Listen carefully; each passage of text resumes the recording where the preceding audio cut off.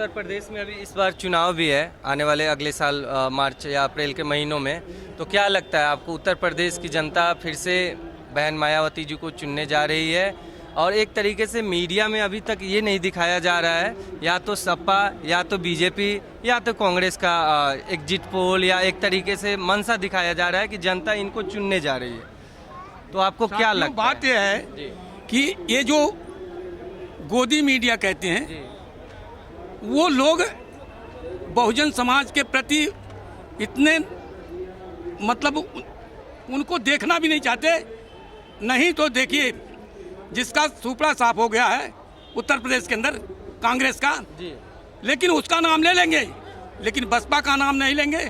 और जबकि बसपा का चाहे कहे कुछ भी हो, बसपा का 22% वोट हमेशा पड़ता है, लेकिन बसपा का नाम नहीं ले। कांग्रेस का जो 6-7% वोट रह गया उसका नाम लेंगे, लेकिन बसपा क्या वजह है कि कांग्रेस का नाम गोदी मीडिया जिसे आप कह रहे हैं वो लेती रहती है, जिनका 4% भी वोट है? बहुजन समाज पार्टी एक पार्टी नहीं है। बहुजन समाज पार्टी एक सामाजिक क्रांति है। बहुजन समाज पार्टी एक सामाजिक क्रांति है। इस कारण से वो लोग सामाजिक क्रांति नहीं लाना चाहते, वो लोग गुलाम बना के रखना चाहते हैं। लेकिन जो लोग समझ गए हैं, वो लोग सामाजिक क्रांति के लिए तैयार हो रहे हैं और तैयार हैं।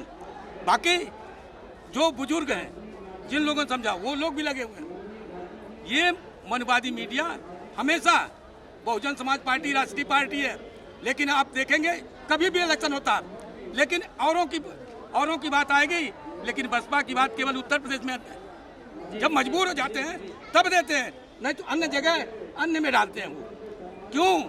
राष्ट्रीय पार्टी को उसका तो कम से कम वो देना नाम ले। उसका कारण क्या? जातिवादी और सामाजिक स्तर पे एक तरीके का भेदभाव जातिवादी मीडिया अभी भी कर रही है। भाई, जो लोग जातियां बनाए हैं उसको जल्दी खत्म करेंगे क्या? जिन लोगों ने जातियां बनाई है वो जातियां खत्म करेंगे? वो तो जातियों के आधार पर ही तो लोगों को दूर रखेंगे ना। और उस चीज को जो लोग नहीं समझ रहे हैं, जो लोग केवल कोठी कार बंगला देख रहे हैं, वो लोग भी जब मजबूर होते तो समाज के अंदर, समाज के पास आते हैं।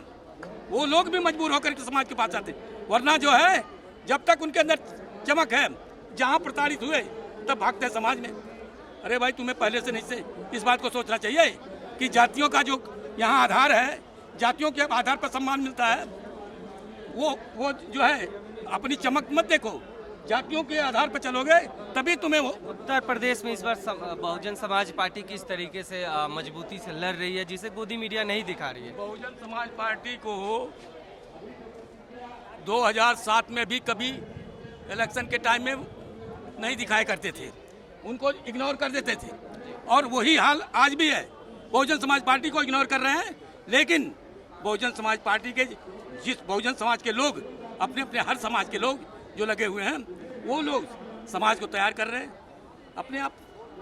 जब पता लगेगा, जब इलेक्शन होगा तब पता लगेगा ना इनको कि क्या हो गया। तो कभी जब पहले भी ऐसे था, 2007 में भी ऐसे था, जब बहुजन समाज पार्टी की सरकार बन गई, अरे ये कैसे हो गया, तब ये याद करते हैं, वैसे याद करते नहीं है। और ये हकीकत बात थी। साहब काशीराम जी कहा करते थे, हम लोग कहते थे कि साहब आपका नाम कभी नहीं लेते, कहते अच्छा करते नहीं लेते।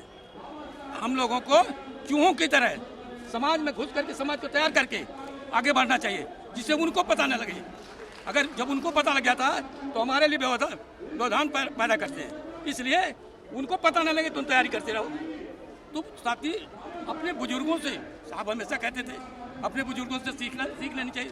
तो हम लोगों को भी सीख लेनी चाहिए, उन्हीं बुजुर्गों से सीख लेनी चाहिए कि हमारे बुजुर्गों ने किस तरह से संघर्ष किया जो आज हम यहाँ तक पहुँचे हैं।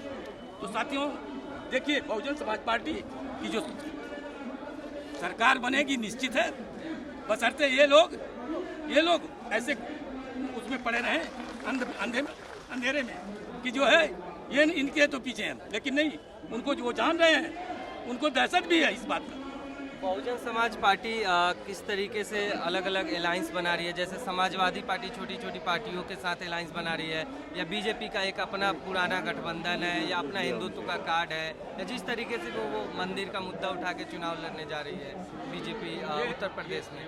बहुजन समाज पार्टी का क्या मुद्दा है, कैसे अपने लोगों को, अपने समाज को और जनता को विश्वास दिलाए? बहुजन समाज पार्टी, मैंने पहली बार बता दिया कि बहुजन समाज पार्टी ने एक सामाजिक क्रांति है। समाज को जगाने का जो काम हमें अपने इतिहास को बताना है। हमें इतिहास के साथ साथ बहुजन समाज के जितने भी पढ़े लिखे लोग हैं वो समझ रहे हैं, जब तक वो पढ़ेंगे नहीं, जानेंगे नहीं, और वो जो इतिहास को बताते हैं, जब इतिहास को समझ जाएंगे तो संघर्ष अपने आप करना शुरू कर देते हैं। जो लोग हैं वो संघर्ष कर रहे हैं। आप इस पर क्या कहना चाहेंगे? कैसे उत्तर प्रदेश विधानसभा चुनाव जो अगले साल होने जा रही है जी, उसमें कैसे बहुजन समाज पार्टी, सपा और बीजेपी किस तरीके के मुद्दों को लेकर लड़ रही है? बीजेपी तो क्लियर अपना उनका एजेंडा है कि मंदिर के मुद्दों पे लड़ना है, समाज में नफरत फैलाना है, या जिस तरीके से, और सपा छोटी छोटी पार्टियों को अलायंस में ले रही है और मजबूती से कह रही है कि हम इस बार विधानसभा चुनाव जीतने जा रहे हैं। तो बहुजन समाज पार्टी किन मुद्दों को लेके अपने समाज को एकत्रित कर रही है और अपने जीत को निश्चित कर रही है? देखिए, बहुजन समाज पार्टी एक आंदोलन है, एक मिशन है। वो समाज में आपस में भाईचारा पैदा करना उसका मकसद है। तो बहुजन समाज पार्टी में सभी जाति धर्म के लोग, उनके कार्यकर्ता बहुजन समाज पार्टी को मजबूत करने में लगे हुए हैं। और एक चीज़ और आपको जाननी चाहिए, मानवर काशीराम जी कहा करते थे कि जब बहुजन समाज पार्टी मीडिया में दिखाई देती है तो उस समय समझ लीजिए बहुजन समाज पार्टी का काम नहीं हो रहा है। और जिस समय बहुजन समाज पार्टी मीडिया में नहीं दिखाई देती है उस समय बहुजन समाज पार्टी का काम हो रहा होता है। उनका ये कहना साफ साफ क्या था कि मीडिया को चलाने वाले किस वर्ग के लोग हैं, उनका इनडायरेक्टली कहने का यही मकसद था।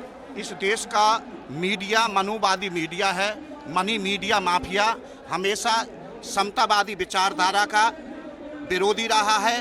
वो इस देश के अंदर जो गैर बराबरी की व्यवस्था बनाए रखना चाहते हैं उस व्यवस्था का ये मीडिया पोषक रहा है। इसलिए बहुजन समाज पार्टी जो काम करती है उसको हाईलाइट नहीं करता है। क्यों नहीं करता है?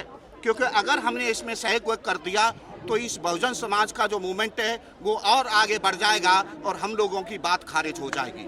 तो ये जो आप देख रहे हैं कि ये हमारे महापुरुषों ने, ये बाबा साहब डॉक्टर अंबेडकर नहीं, ज्योतिबा फुले से लेकर के शुरू हुआ आंदोलन आगे बढ़ रहा है, इस देश में बढ़ता रहेगा।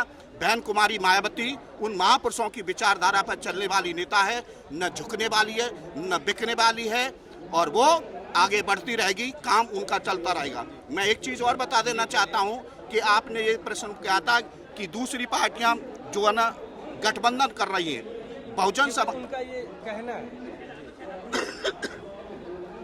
बहुजन समाज पार्टी जो हर समय उत्तर प्रदेश में प्रयोग नहीं दूसरी जगह भी प्रयोग करती है, तो बहुजन समाज पार्टी प्रयोग करके देखा है। कांग्रेस से गठबंधन किया था, समाजवादी से गठबंधन किया था, तो हमारा जो वोटर है, जो कैडराइज वोटर है, वो बहन जी के आदेश के आधार पर चाहे जिसको ट्रांसफ़र हो जाता है। लेकिन दूसरी पार्टियों का जो वोटर है, उनके नेता अपने वोट को हमारे लिए ट्रांसफ़र नहीं करते हैं। इसलिए बहुजन समाज पार्टी, और एक चीज़ और मैं आपको बता देना चाहता हूँ कि 2017 में जो विधानसभा का चुनाव हुआ था, बहुजन समाज पार्टी दूसरे नंबर पर थी, 22.2% वोट था। लेकिन मनुवादी मीडिया जो है, बहुजन समाज पार्टी ना जीत जाए, उसकी बात ना आगे बढ़ जाए, इसलिए अखिलेश को देख रहे हैं। लेकिन अखिलेश कहीं दिखाई नहीं देंगे। आप देखेंगे बहुजन समाज पार्टी दिखाई देगी। बहुजन समाज पार्टी पहले नंबर पर, दूसरे नंबर पर बीजेपी रहेगी। बीजेपी जिस तरीके से हिंदुत्व की राजनीति करती है, मंदिर की राजनीति करती है, उसके काट में बहुजन समाज पार्टी कैसे लोगों को सुनिश्चित करेगी, कैसे समझाएगी कि ये जो नफरत की राजनीति है उसको छोड़ के विकास की और एकत्रित होने की, संगठित होने की राजनीति कैसे करेंगे? जी, ऐसा है, एक मुद्दा ऐसा बन चुका है देश के लिए झूठ बोलने का। ये झूठ बोलते हैं, पब्लिक को पागल बनाने, कुछ नहीं है इनके पास, बीजेपी वाले इनके पास में। जो बीएसपी एक जो ऐसी पार्टी है वो जो देश के हित में काम करती है, देश के हित के प्रति चलती है। सबसे नीचे तबके इनको उठा के लाने वाले एक बीएसपी पार्टी, बाकी ये सब जुबली पार्टी है, झूठ बोलते हैं, झूठ बोल के वोट ले लेती है, कुछ नहीं है। और आप इस चीज़ का नतीजा आप देख लोगे 2022 में जब बहन कुमारी मायावती 5 बार मुख्यमंत्री आपके बीच में बनेगी। अभी जो बीजेपी सरकार जातीय जनगणना के मांग को ठुकरा दिया है जिसने, और जिसको लेकर देश के तमाम क्षेत्रीय दल और तमाम ऐसे बहुजन नेता, कार्यकर्ता, एक्टिविस्ट मांग कर रहे हैं कि जाति की जनगणना हो, तो उसको लेकर बहन मायावती जी, बहुजन समाज पार्टी का क्या स्टैंड है? जनगणना होनी चाहिए और जनगणना के आधार पर ही हम ये पता लगा सकते हैं कि कौन सत्ता में आ सकता है, किसके वोट ज़्यादा हैं, कौन राजनीति को प्रभावित कर सकता है।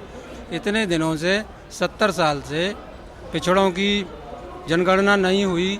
इससे जो है एक जो शक्ति है, जो 85% लोग हैं वो एकत्रित नहीं हो पा रहे हैं।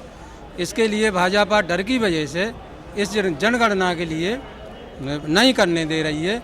ये देश हित में भी नहीं है और जनता के हित में भी नहीं है, ये गलत है। क्या आपको लगता है कि बहुजन समाज पार्टी को ये एक अपने मैनिफेस्टो में ये शामिल करना चाहिए कि उनकी सरकार अगर उत्तर प्रदेश में बनती है अगले साल 2022 में, तो वो जातीय जनगणना को लेकर, मांग को लेकर और तेज आवाज़ उठाएगी और या तो राज्य स्तर पर भी जनगणना करवाएगी? जनगणना होनी चाहिए और बीएसपी का ये फार्मूला भी है कि जिसकी जितनी संख्या भारी उसको उतनी हिस्सेदारी, तो ये मिलनी चाहिए और तभी मिल पाएगी जब हमें पता चलेगा कि हम कितने हैं और हमें कितना चाहिए, उसके लिए हम लड़ सकते हैं। तो ये बीएसपी का ये स्टैंड रहेगा, ये आधार रहेगा कि अगर सत्ता में आती है तो जनगणना कराएगी, निश्चित कराना चाहिए।